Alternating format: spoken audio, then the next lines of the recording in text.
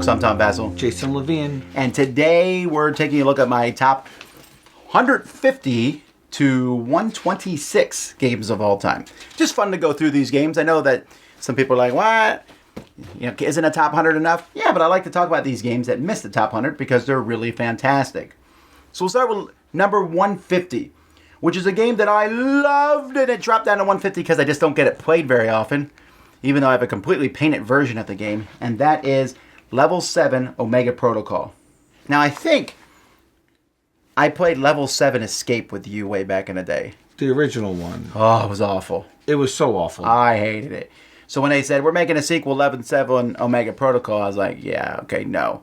But this one is an amazing game. I don't think you've played this one, actually. I watched you guys play it, and I was like, boy, I would have hated that one too. Oh, really? Yes. I did it in one of the live play sessions that we did, one of the 24-hour gaming things. Yeah, we did, yeah.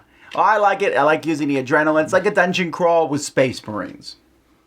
Number 149. Sam would be annoyed at me for having this so low on my list.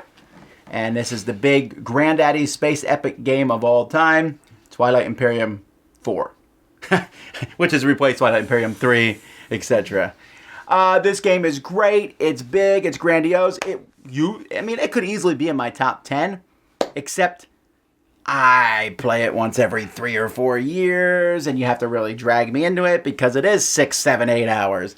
And it's great. It's amazing. But that's why it's not as high on my list. It is a good game. It is a very good game. All right, my number 148 is a game that, usually a two-player version of a game does not do better than the original game. Like 2 players, Pillars of the Earth. Yeah, whatever. Mm-hmm. 2 players, Agricola. 2-player, Caverna. They do well, but this one I think is doing better than the original game, and that's 7 Wonders Duel. I don't think it's doing better than the original. It might be, actually. It is consistently... It's a really, really good game. I like it better than the original.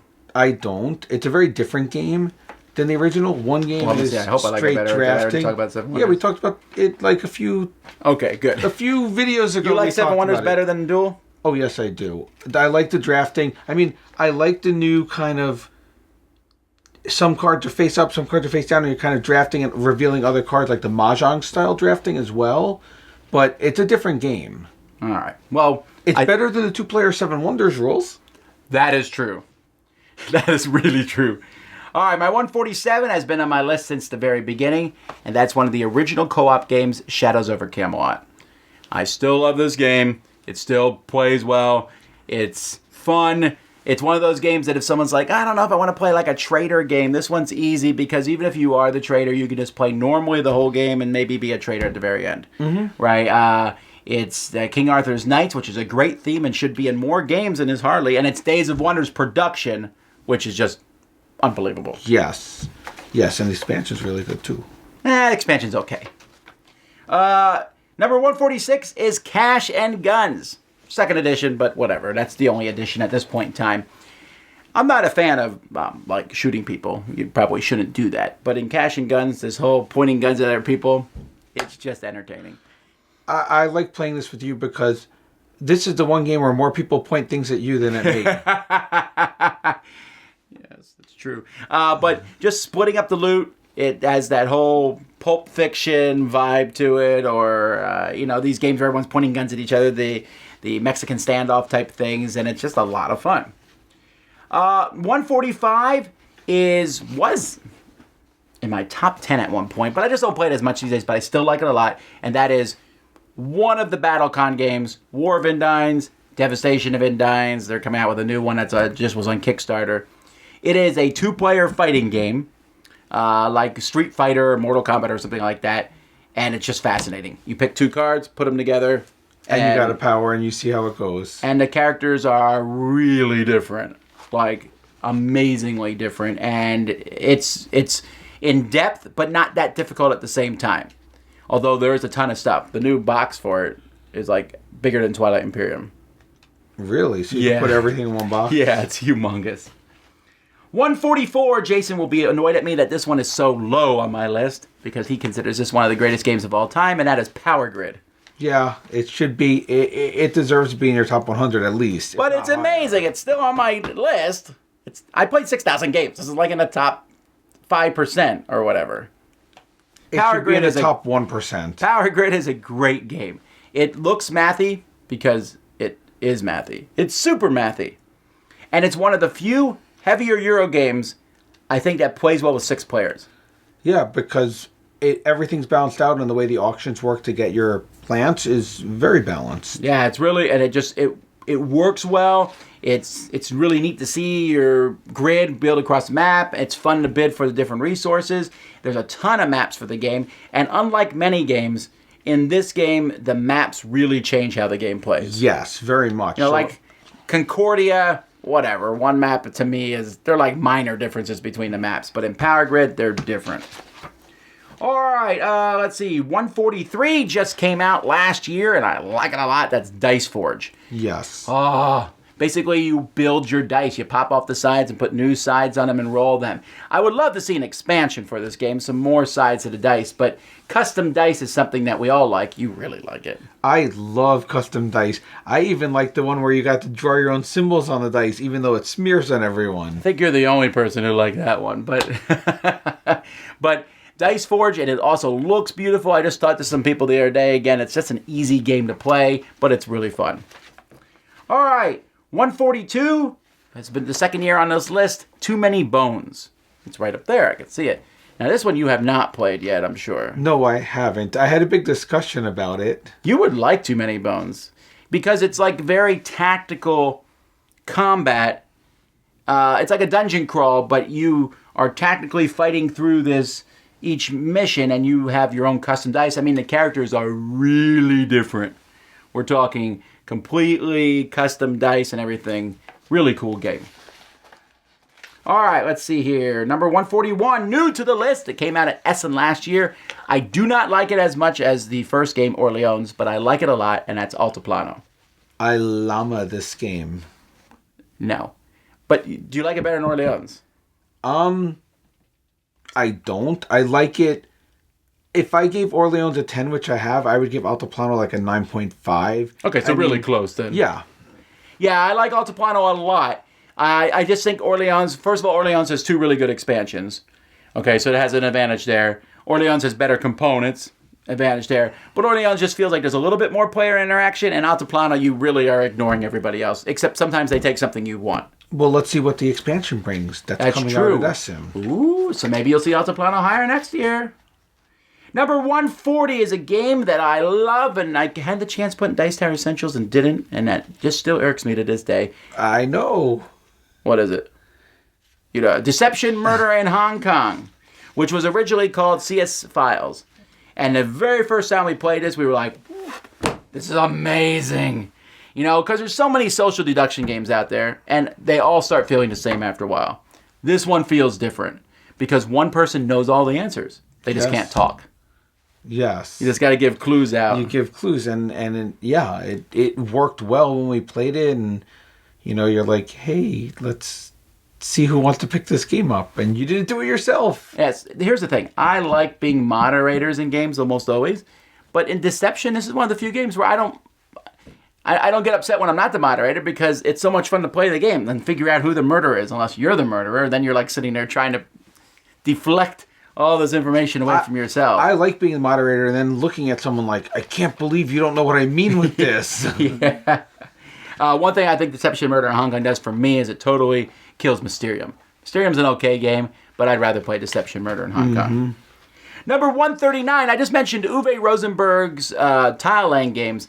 Unfortunately, I think Phil Walker Harding does a better job at this particular genre, and Baron Park. Baron Park is such a smooth tile laying game. Now, don't get me wrong, Uwe Rosenberg has Feast for Odin, which is fantastic. Okay, that's in the top 100. But of the simple ones, the ones where you're just placing down, like filling in grids, Baron Park works so well. Cool theme, and just this whole, as you put down the parks and you're going for goals, if you do play it, play the advanced game. It's not even advanced. It's just obvious to do. Yes. 138 from Mike Fitzgerald, a 2-player deck-building game about baseball. Baseball highlights, what year is it? 2048. 2030, 38. I think. 2030. I don't remember what the year is. It's right over there. 2048. 2065? 2045?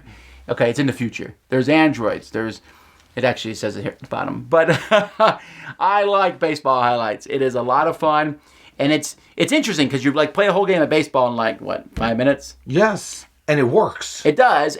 But that's not the game. The game then is drafting some people on your team so that you can win the next game, and then drafting more people. And it really works well. Even if you're not a fan of baseball, which I know a lot of people aren't, you should be because baseball is amazing. I think people would like this game. And you don't have to worry because Football Highlights is coming out. Have you heard about that? I have. We'll have to wait and see. I'm super excited. 137 is a game that I thought would be like in my top 10 when I first heard about it, but I still like it, and that's Star Wars Imperial Assault. Now, I like, when they said Descent with Star Wars, my mind was like, what? Descent with Star Wars? But the fact of the matter is that it's good. I just like Descent better. But I still think this is fun, and I also like that it's a skirmish mode. The skirmish mode is the way I like to play it, right? It's the only way you get to play the real characters like Luke and Darth Vader, because unfortunately the real characters aren't part of the... No, they show up sometimes. They show up, but you're not... I would have preferred actually being the real characters. Yeah, but then if Luke died, you've ruined the whole... Well, anyway, spoilers. Okay. 136 is a trick-taking game. I said David and Goliath was one of my favorites. This one I like better now because they just reprinted it from Restoration Games, and that's Indulgence. Mm-hmm. And here's why. When I play Hearts, one of the things that I like to do in Hearts is shoot the moon. Now, how often can you shoot the moon successfully? Very rarely. But when you pull it off, it feels amazing. In Indulgence, you can shoot the moon every turn if you want. You can be the sinner. Yep. And whatever the rule is, you're like, I'm going to break that rule completely. Now, it's hard to do.